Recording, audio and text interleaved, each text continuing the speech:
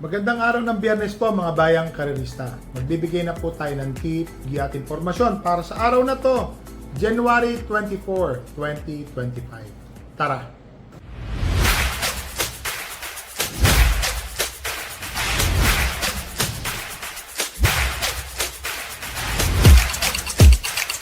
So mga bayang karerista, ngayong araw po ng Biyernes, ang start time ng karera ay sa ganap na alas 5 ng hapon. Pakita ko lang po ang ating kopya.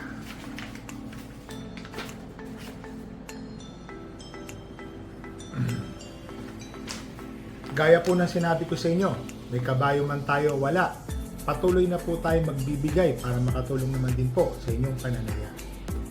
So dito po ang start time ng karera ay sa ganap na alas 5 ng hapon. Race 1 po, 3-year-old and above maiden race, 1,400 meter race. May kabayo po tayo dito. Who's that girl? Malakas po ang takbo, malalakas ang kalaban. Tingin ko wala pong panalo. First choice ko po, entry number 3, Catalytic. Segundo po ito nung unang takbo. Same rider po, Alvin Guse. So inabutan lang po, nametahan, sabihin na po natin, ni road safety. Tandaan niyo po, unang takbo, 1.14. Ang ginawang tiyempo, mainam po yan mga bayang karalista. Para sa akin po, horse to beat po, entry number 3, Catalytic. Race number 1, first choice. Second choice po, entry number 7, Asintado. Ito na rin po yung nakalaban ni Catalytic nung araw na yun. Ito pong si Asintado, mga bayang karalista, tumapos po ito ng tersero pwesto. Pero naiwan po ito sa alisan. Oo, napansin ko, nasa ulihan. Tumeremate ang lakas. Tumapos po ito ng tersero pwesto na may layong 4 na katawan sa segundo. Para sa akin po, may panalo naman po ito kung sakaling lulundag ng maganda, dramating kabayo, baka sakali pong manalo. Yung kabayo po natin dito, entry number 4, Who's That Girl? Tingin ko, tsamban-tsamban na lang po yan. Hindi ko na po siya tinip. Nalalakasan po ako sa laban. Ang nobatoran lang po ng kabayo natin ay 1.20. So I think kung mag-improve man, magiging 1.18 or 1.17, tingin ko sa 1,200 yun ha. Kung sa 1.4, baka itapos po neto ay 1.30, 1.31, 1.32. Tingin ko lang po yan. So dito po sa race number 1, first choice po, entry number 3, Catalytic. Second choice, entry number 7, Asintado. So dito na tayo sa race number 2, rating 6 to 10. Mula race number 2 hanggang last race po is 1,200 meters. 8 runners. First choice po, matuling kabayo. Entry number 2, Success of Times. Oho, Totoy Cabarios po ang papatong. Tingin ko ho, bakit ito na po ang malyamado rito? Wala pong makakasunod sa tuloy ng pacing nito.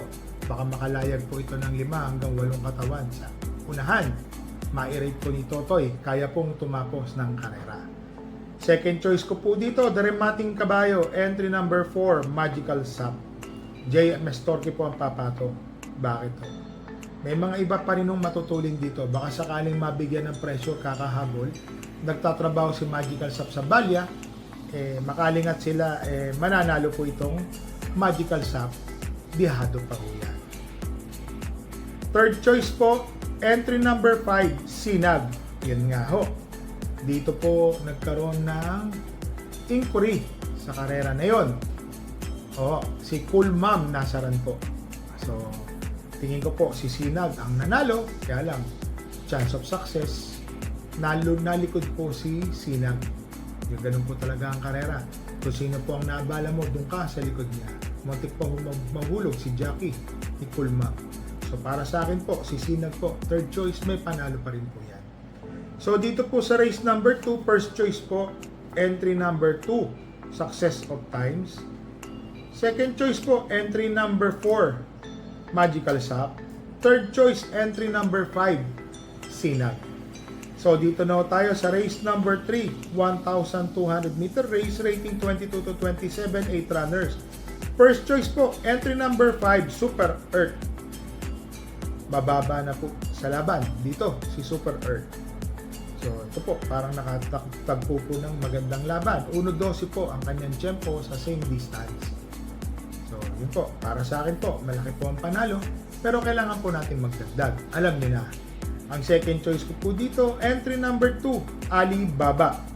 Si Alibaba, mga bayang karerista ha, kaka-graduate lang po nito ng maiden. Sa pagkakaalam ko, mainam din po ang kanyang tinapos. Naglagay po ako ng third choice, entry number 4, Bravo. Papatnubayan po ni CS Pare. Sa tingin ko po, malaki po ang panalo ni Bravo, mga bayang karerista. Isama po natin yan. So dito po sa race number 3, first choice, entry number 5, Super Earth. Second choice, entry number 2, Alibaba. Third choice, entry number 4, Bravo. So dito na tayo sa race number 4, rating 11 to 15, split placer po ito ha, mga natitimbang, mga split po ito ha, mga bumaba, natitimbang, kung mapapansin nyo ha. Para sa akin po, first choice po, napakatuling kabayo, entry number 5, Bukawe River Town. Nasisigundo, natetersero po ito, parati pong always na malapit na sa meta na abutan. Siya po ang aking first choice. Second choice ko po, medyo dihado, entry number 7, Helgay. Bakit to?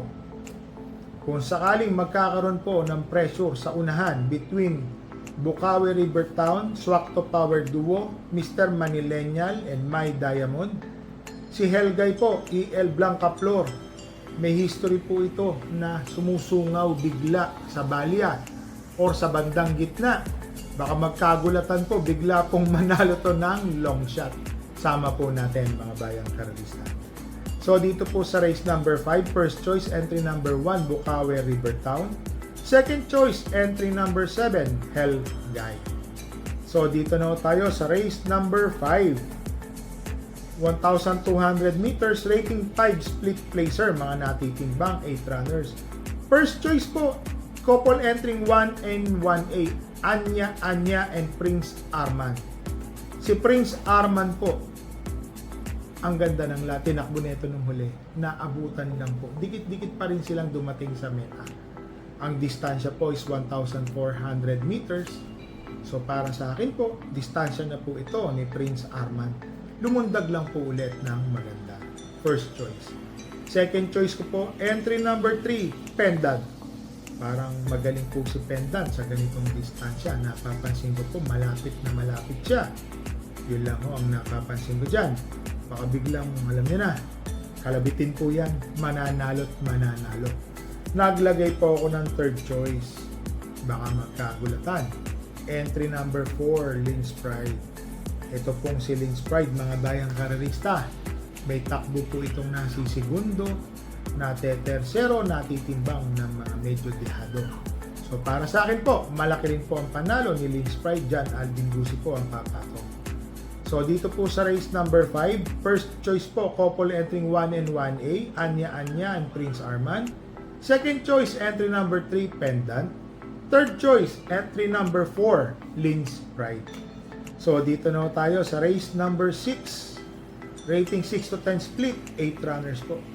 First choice po, matuling kabayo, entry number 6, Double Happiness. GL Shego Jr. po ang papatong.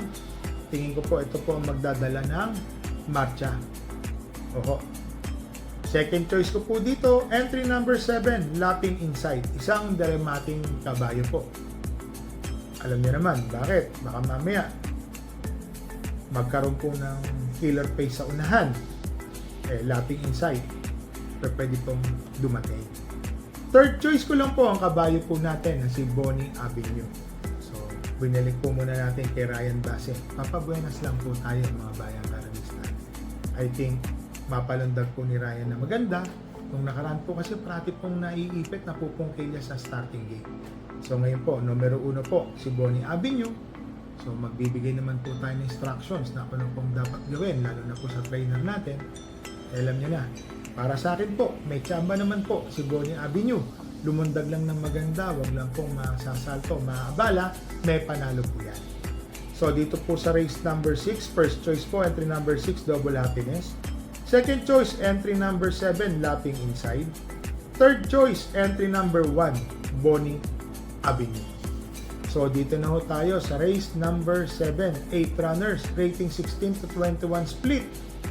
First choice po, entry number 2, Walo. Napakagaling po ng dalawang panalo ni Wallop, mga bayang karerista. Para sa akin po, si Wallop po is nanalo marami pa. Parang rumekta lang po ito. Base po yan sa sarili kong obserbasyon. Second choice ko po dito, imported na kabayo, entry number 5, Carmela's Love. Segundo po ata ito, ang muling takbo. Tingin ko ho ngayon, baka ito po malyamado. Malaki din po ang panalo ni Carmela's Love, mga bayan karerista.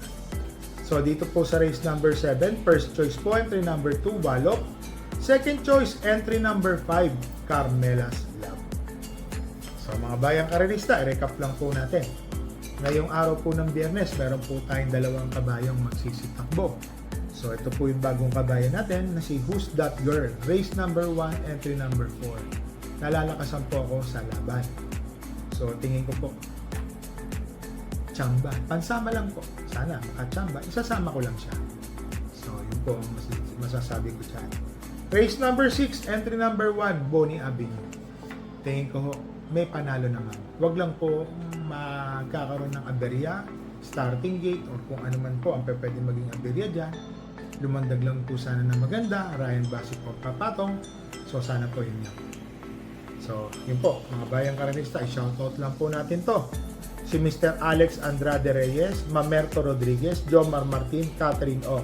So magpapasalamat lang din po ulit ako kay Boss Ray at Boss Pedi ng The Port OTB. Pati po kay Mr. Edward Cruz. So shoutout po sa inyo lahat dyan. Siguro po, dyan po muna ako mga karera. So mga bayang karerista ha, re-remind ko lang po kayo. Bet small, win big, bet big, lose big. Dala po tayo ng payong at tubig na mainom. Medyo balita ko may mga nabubuong sama ng panahon. So mga bayang karerista, happy racing po and stay safe po sa inyo lahat.